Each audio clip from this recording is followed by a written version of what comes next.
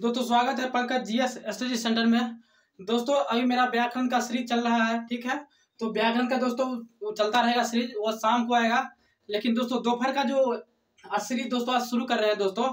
आज तो दोस्तों देश के जो विभिन्न प्रकार के जो करंट इशू होगा दोस्तों, कोई जटिल मुद्दा होगा देश में दोस्तों करंट पे, उस मुद्दे पे दोस्तों हम चर्चा करेंगे, ठीक है। दोस्तों आज हमको सबसे अच्छा मुद्दा लगा दोस्तों यह इंदौर का शहरी मॉडल।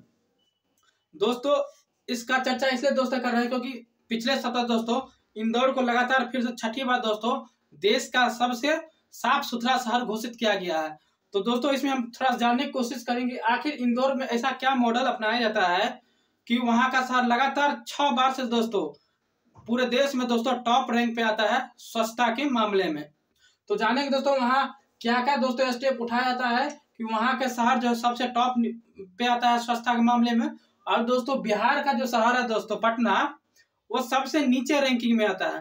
तो दोनों का दोस्तों कंपैरिजन करेंगे कि वहां का काम करने की पद्धति और बिहार में पटना के जो मेयर है, जो भी यहाँ के शहर की जो काम करने की पद्धति, दोनों में क्या क्या अंतर है, इतना ठीक है। इस पे हम दोस्तों आज चर्चा करना चाहेंगे, ठीक है। चलते हैं दोस्तों,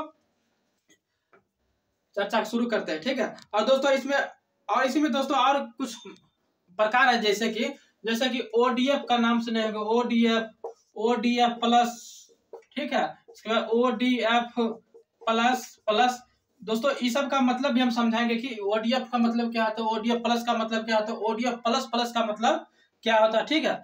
तो शुरू करते हैं दोस्तों वहां की शहरी मॉडल का विशेषता, ठीक है।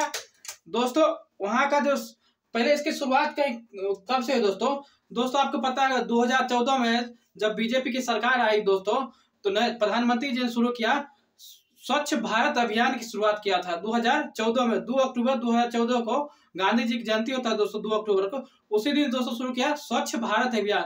स्वच्छ भारत अभियान को दोस्तों 2 भाग में बांटा, एक स्वच्छ भारत अभियान ग्रामीण और एक दोस्तों स्वच्छ भारत अभियान शहरी।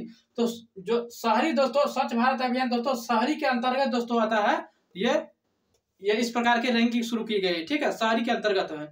तो 2016 दोस्तों इस प्रकार की रैंकिंग जारी करती है आवास और शहरी मामले के मंत्रालय, ठीक है। 2016 का जब रैंकिंग आया था दोस्तों, इंदौर उसमें 25 यानी 25वें नंबर पाया, ठीक है।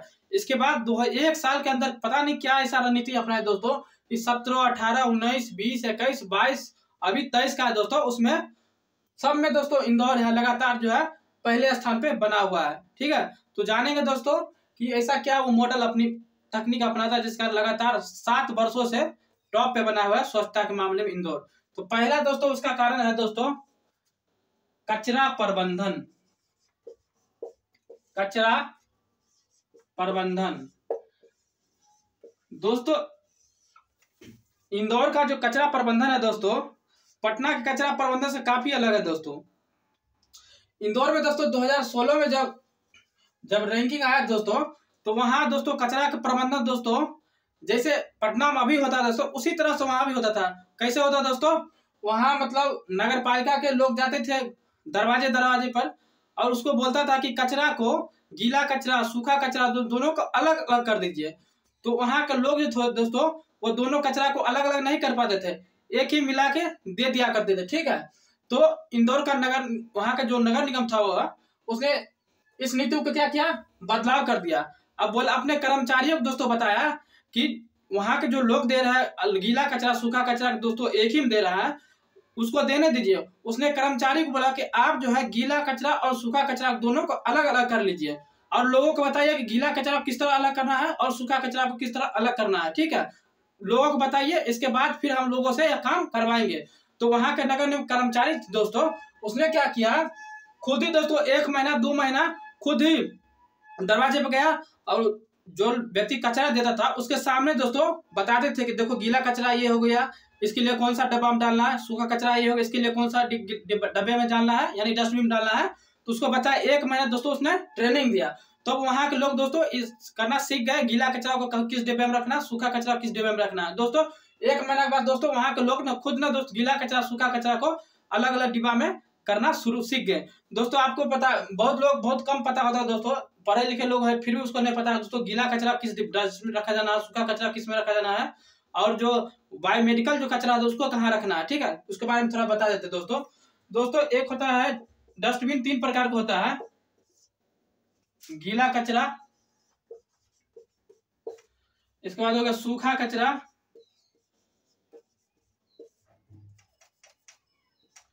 सूखा कचरा, एक होता है मेडिकल, मेडिकल कचरा।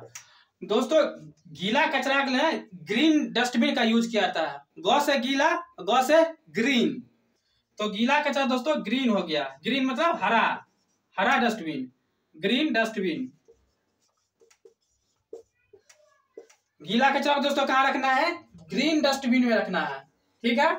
गौ से ग्रीन, गौ से गीला, इसको इस तरह से याद रखिएगा दोस्तों, ठीक है। गौ से ग्रीन, गौ से गीला।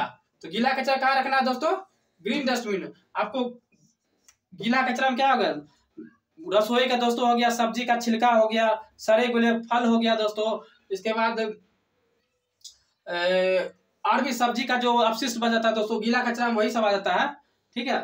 इसके बाद सूखा कचरा दोस्तों कहाँ रखना है, नीला डस्टबिन में, नीला डस्टबिन में। यानी गीला कचरा के अलावा जो बच गया दोस्तों उसको रखना है नीला डस्टबिन में। सूखा कचरा जो भी होगा दोस्तों उसको रखना है नीला डस्टबिन में, ठीक है।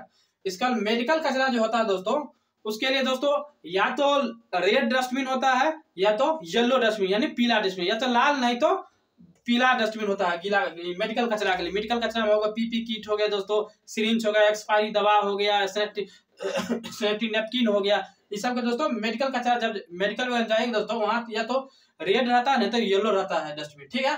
तो आप ये समझ गए तो गीला कचरा कहाँ किस डिब्बे में रखा जाता है, इसका सूखा कचरा किस डिब्बे में रखा जाता है, मेडिकल कचरा वहां दोस्तों अलग अलग डिब्बा में, वहां पे दोस्तों पटना भी रहता है, लेकिन दोस्तों यहाँ पे उस तरह की व्यवस्था है नहीं, लोग को खुद पता नहीं होता कि कौन सा कचरा किस डिब्बे में रखना है। लेकिन वहाँ के लोग दोस्तों, वहाँ के नगर निगम जो थे उसने लोग ट्रेनिंग दिया 1 महीना खुद कि किस तरह से आपको गीला कचरा के ग्रीन में रखना है, सूखा को नीला डब्बा में रखना है, इसका मेडिकल जो भी कचरा बचेगा दोस्तों उसको अपनो या तो लाल में रखना है नहीं तो पीला में रखना है, ठीक है। वहाँ का कचरा मैनेजमेंट इस तरह से है, ठीक है। वहाँ दूसरा वहाँ कचरा मैनेजमेंट दोस्तों, वहाँ के अगर आप कोई भी जो गंदगी होगा, थैला हो गया, पॉलिथीन है दोस्तों, अगर आप फेंक देते हैं पब्लिक स्थान दोस्तों, या तो वहाँ के लोग दोस्तों, वहाँ के जो भी लोग होगा दोस्तों आपको निंदा करेंगे, वहाँ आपको बेइज्जत कर देंगे सामने में, ठीक है, बेइज्जत करेंगे। और नहीं तो वहाँ के जो अधिकारी होगा दोस्तों अगर उसके जानकारी में आ गया दोस्तों आपको दंडित किया जाएगा, ठीक है। बाकी पटना में ऐसा कुछ नहीं, कोई भी कहाँ कुछ फेंक देता है दोस्तों, इसका कोई लिखा रहता है दोस्तों कि कचरा को मतलब यहाँ फेंकना दंडनीय अपराध है, लेकिन फिर भी दोस्तों उसी जगह फेंकता है, ठीक है। तो प्रशासन का दोस्तों, प्रशासन क्या करे दोस्तों, नियम लाएगा, कानून बनाए, लेकिन उसका पालन कौन करे, आम नागरिक करे। जब आम नागरिक दोस्तों कानून का अगर पालन नहीं करेगा तो प्रशासन क्या करेगा, बात यही है। तो वहाँ दोस्तों जितना प्रशासन दोस्तों कानून लेकर टाइट रहता है दोस्तों उससे ज्यादा दोस्तों सजग वहाँ के नागरिक है, इसलिए दोस्तों इंदौर जो है स्वच्छता के मामले टॉप पर बना है, ठीक है। तो उसके लिए दोस्तों क्या है कि अगर पब्लिक प्लेस में कचरा फेंक देते हैं दोस्तों आपको बेइज्जत किया जाएगा, ठीक है, निंदा किया जाएगा। अगर वहाँ कर्मचारी दोस्तों देख लिया तो आपको जुर्माना किया जाएगा, ठीक है।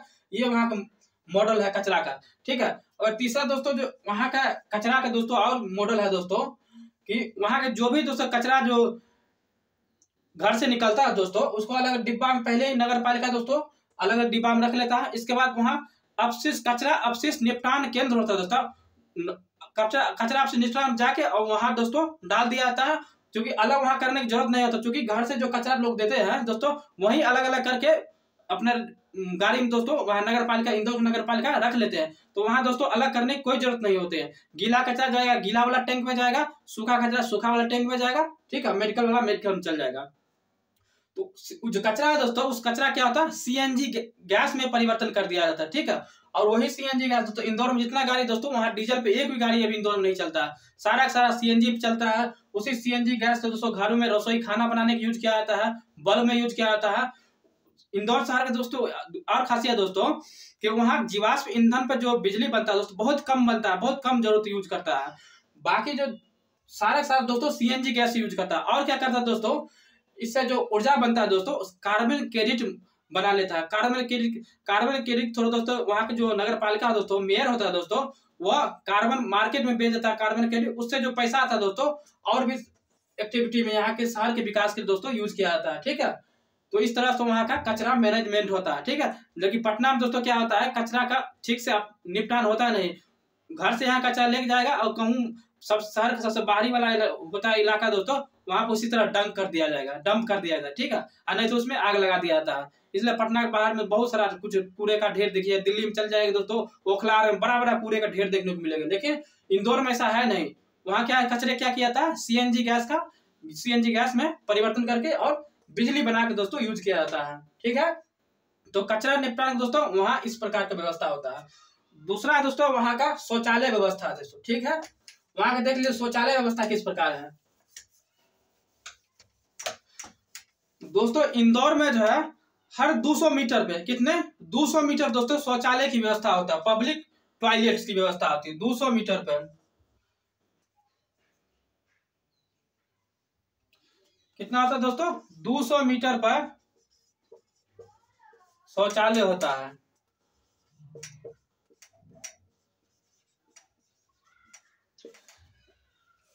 जब आप पटना में दोस्तों जाइएगा तो कहाँ शौचालय आपको मिलेगा, गांधी मैदान में लगभग आपको पब्लिक टॉयलेट नहीं मिलेगा। ठीक है, इसको स्टेशन जाइएगा दोस्तों, स्टेशन में आपको पैसा देके यूज करना पड़ेगा, वहां भी नहीं है।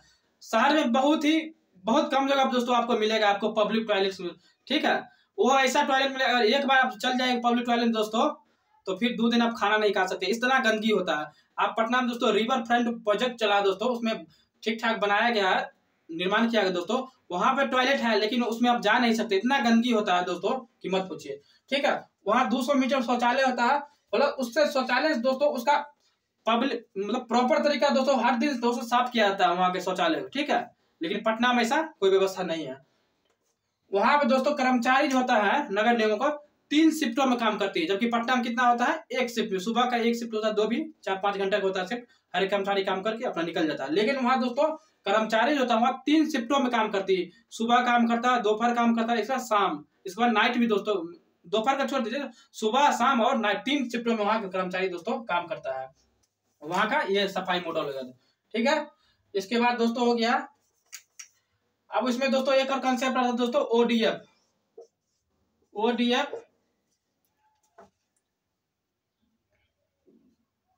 इसके बाद हो गया दोस्तों ओडीएफ प्लस, इसके बाद होता है 1-3 ओडीएफ प्लस। ठीक है, ओडीएफ मतलब ओपन डेफिकेशन फ्री, मतलब खुले में शौच से मुक्ति। करीब देश में जितना शहर दोस्तों 100% खुले में शौच से मुक्ति मिल गया है, तो देश का जितना शहर दोस्तों ओडीएफ फ्री हो चुका है।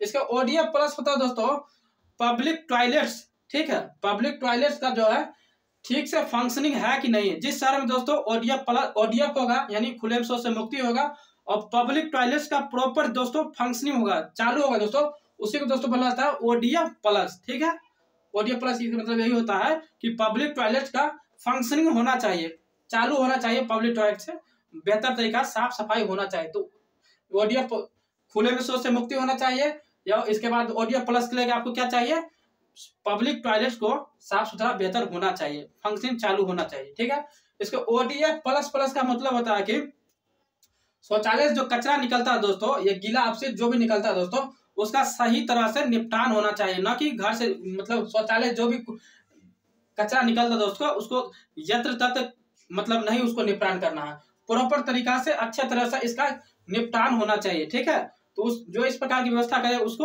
ओडीएफ प्लस की कैटेगरी में डाला जाता है। ठीक है, तो पटना में दोस्तों सिर्फ ओडीएफ है, ओडीएफ प्लस वगैरह नहीं है, सिर्फ पटना में ओडीएफ है, जो कि इंदौर में क्या है दोस्तों ओडीएफ प्लस है। ठीक है, प्रॉपर वहां आपको शौचालय मिल जाएगा, उसका कचरा दोस्तों शौचालय जो होता है दोस्तों जैव अपशिष्ट बोला जाता है दोस्तों, बायो टॉयलेट्स आपको मिल जाएगा वहां पर। इंदौर में क्या है बायो टॉयलेट्स मिलता है, जो बेसिकली रेलवे में आपको मिलेगा बायो टॉयलेट्स, वो आपको इंदौर शहर में मिल जाएगा। ठीक है, तो इस प्रकार की वहां की व्यवस्था होती है। ये हो गया दोस्तों।